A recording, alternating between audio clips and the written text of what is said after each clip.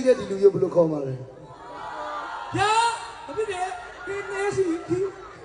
ရှိကောလာယူမရှိတာလားခုနဘယ်လိုခေါ်လိုက်တာညီမလေး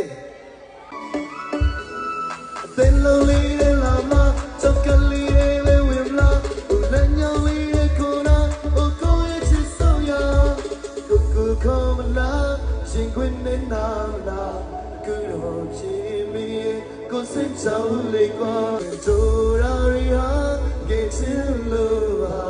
ပြုံးတော့မူမီကိုစိတ်ချောင်းလေးကွာတို့ရာရီဟာကဲချင်လို့ပါပြုံးတော့မူမီကိုစိတ်ချောင်းလေးကွာ